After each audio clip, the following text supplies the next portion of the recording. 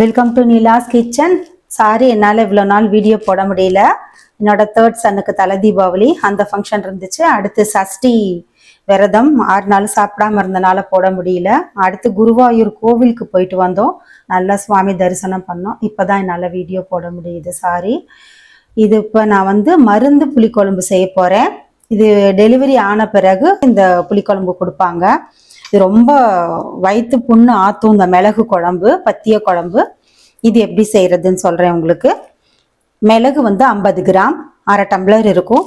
50 gram சீரகம், இது 3/4 tumbler இருக்கும். 4 டேபிள் ஸ்பூன் வெந்தயம், 1/4 டம்ளர் இருக்கும். இது 1/4 டம்ளர். துவரம்பருப்பு, மல்லி 1/4 டம்ளர், 4 டேபிள் ஸ்பூன் வரும். 1/2 டீஸ்பூன் பெருங்காயம்.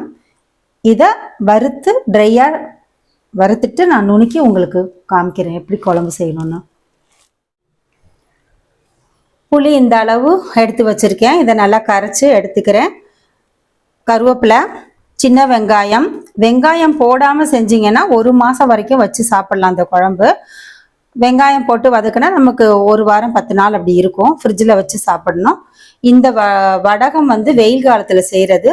அஞ்சரைப்பட்டியில் கடுகு, சீரகம், வெந்தயம் எல்லாம் போட்டு சின்ன வெங்காயத்தில் அரைச்சி போட்டு பிசைஞ்சு இதெல்லாம் வெயிலில் காய வச்சு செய்கிறது. இதை நான் தாளிக்க யூஸ் பண்ண போகிறேன். இது இல்லாதவங்க கடுகு, சீரகம், வெந்தயம் தாளிச்சா போதும். தாளிச்சிட்டு இந்த வெங்காயத்தை வதக்கிட்டு கருவேப்பிலை, வெள்ளைப்பூண்டு இதை வதக்கிட்டு நம்ம புளியை கரைச்சி ஊற்றிட்டு அந்த நுணுக்குன பொடியை போட போகிறோம், அவ்வளோதான். தாளிக்கிறதுக்கு நல்லெண்ணெயும் விளக்கெண்ணெய், கடலெண்ணெய் இது யூஸ் பண்ணி செஞ்சிங்கன்னா ரொம்ப நல்லாயிருக்கும். மிளகு வறுத்துக்கலாம்.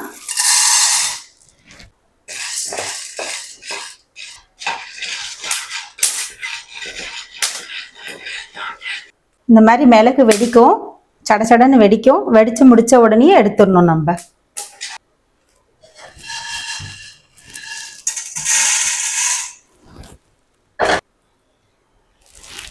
சீரகம்,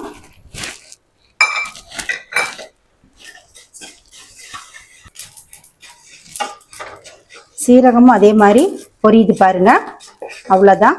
கருக விட்டுறக்கூடாது. இந்த சத்தம் வெடிப்பு அடங்குன அடுத்த செகண்ட் நம்ம எடுத்துடணும்.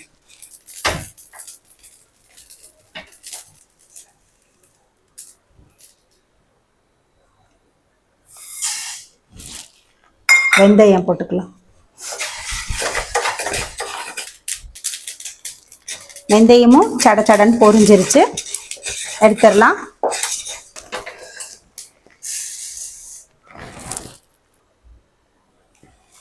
மல்லி,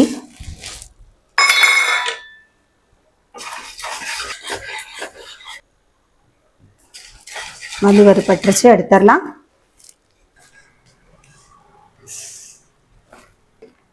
துவரம்பருப்பு,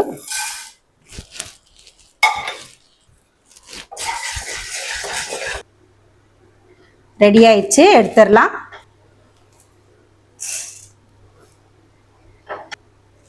பெருங்காயம்,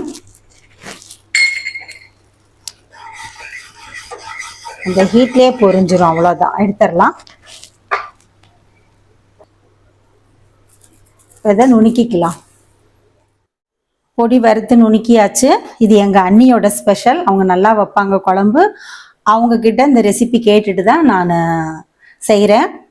புளி கரைச்சி எடுத்து வச்சாச்சு. புளி ஒரு 200 கிராம் வாங்கினீங்கன்னா ஒரு 150 கிராம் அளவு புளி கரெக்டாக இருக்கும். 150 கிராம் நான் இப்போ எடுத்து கரைச்சி வச்சுருக்கேன் நான்.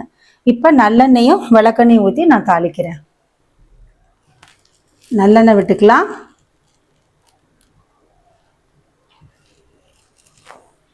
இந்த அளவு வடகம் போட்டுக்கலாம்.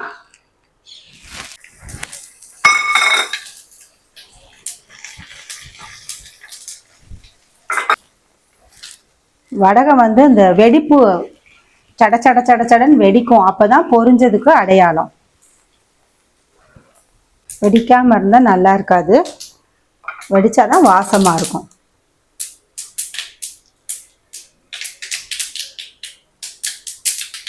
கருவேப்பிலை போட்டுக்கலாம். கொஞ்சமாக தட்டுன்னா வெள்ளைப்பூண்டு போட்டுக்கிறேன். இது வாசனைக்காக போடுறது.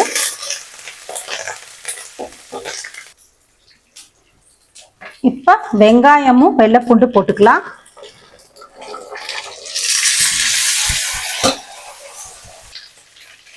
இப்போ விளக்கெண்ணெய் ஊற்றிக்கிறேன்.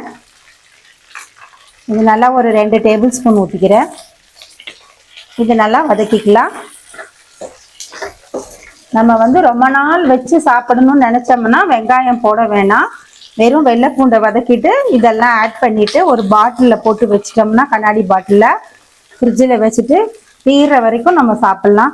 நல்லா ஒரு 20-25 ஒரு மாதம் கூட இருக்கும். அவ்வளோ நாள் நம்ம வச்சுருக்க மாட்டோம். ஸோ அவ்வளோ நாள் இருக்குன்னு சொல்ல வரேன் நான். வெங்காயம் ஆட் பண்ணால் நம்ம நல்லா ஒரு 10 நாள் வச்சுருந்து சாப்பிட்லாம். மஞ்சத்தூள் 1 ஸ்பூன் போட்டுக்கிறேன். காரத்துக்கு பதிலாக நான் அரைச்ச சாம்பார் பொடி 2 ஸ்பூன் போட்டுக்கிறேன். மிளகாய் பொடியே நான் போடலை, அதுக்கு பதிலாக என்னோட சாம்பார் பொடி 2 ஸ்பூன் போடுறேன்.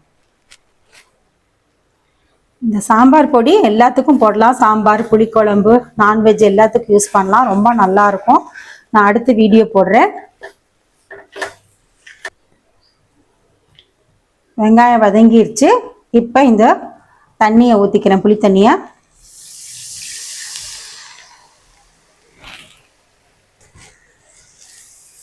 இது நல்லா கொதிக்கட்டும். கொதிச்சோன்னே நம்ம பொடியை ஆட் பண்ணலாம். இப்போ நான் உப்பு போட்டுக்கிறேன். நல்லா கொதிக்குது. இப்போ நம்ம இந்த பொடியை அரைச்ச பொடியை போட்டுக்கலாம். நுணுக்குன பொடியை எல்லாமே போட்டேன்.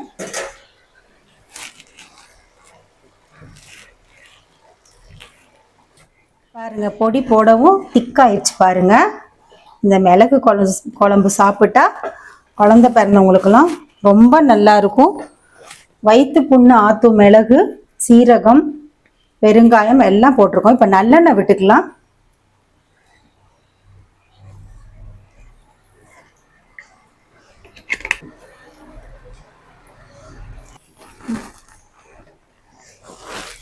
அவ்வளோதாங்க, பத்திய குழம்பு ரெடி ஆயிடுச்சு. மருந்து குழம்பு இது நீங்கள் வேணும், உங்களுக்கு காரம் வேணும்னு தேவைப்பட்டுச்சுன்னா மிளகாத்தூள் ஆட் பண்ணிக்கோங்க. அவ்வளோதான். இப்போ இதை எடுத்து வச்சிடலாம். நல்ல வாசமாக இருக்குது. பிரசவ மருந்து குழம்பு ரெடி ஆயிடுச்சு. இதே மாதிரி நீங்களும் ட்ரை பண்ணுங்கள். ரொம்ப டேஸ்டியாக இருக்கும். தேங்க்ஸ் ஃபார் வாட்சிங்.